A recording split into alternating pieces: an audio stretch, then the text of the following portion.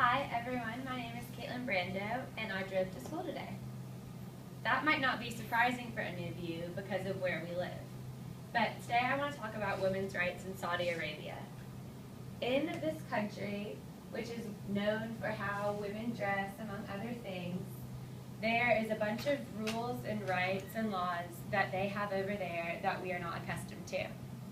In Saudi Arabia, they have male guardians, and women are treated as minors.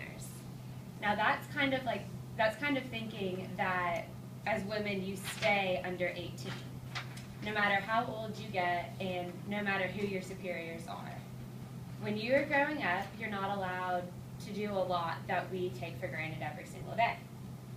Now, men over there get to tell you when you get to go to school, who you get to see, who you get to marry, and it's all very strict and confined.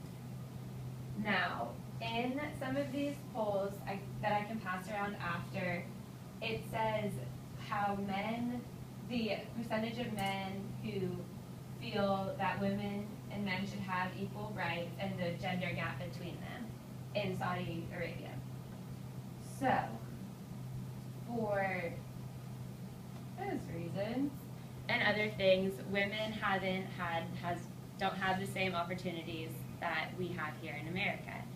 But they are making big strides, and that comes to say that women are getting more educated, and because of this, they are learning more about rights and different other cultures. So, not everything has changed, however, and there are still really limiting rules on women, and in a story put out by Washington Post about a young girl from the town of Qatif. She was raped by a bunch of different men at the same time, and she ended up being punished and lashed for it because of sexual segregation. They said in her trial that she should have never been allowed to be alone with a man, and so for that reason, it was her fault that she ended up getting raped.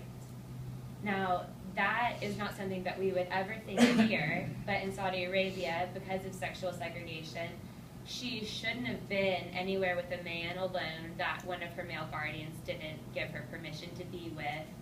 And because she wasn't married to this man, it was extremely taboo and she should not have been doing it.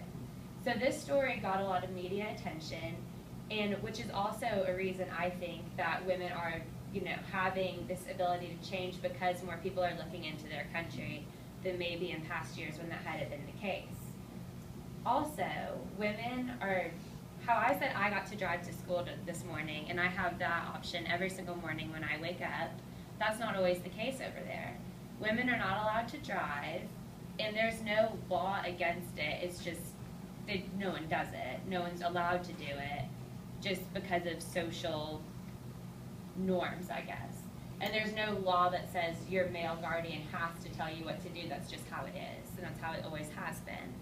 So, going through, women also don't have the right to vote, and they are getting that right in 2015.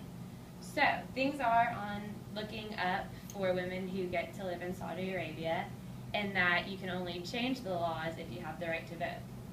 So that being said, it's a whole different culture, and not everyone is opposed to it, and saying that, I read different articles saying that some women enjoy that they have a male guardian looking out for them and for their best interests, and it's not always oppressive as it is in some cases.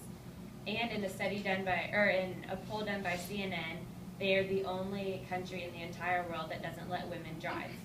So they're looking for that change, and they have this hashtag Women to Drive campaign, and I read an article from somewhere that was less credible that said that they were getting that right in 2017.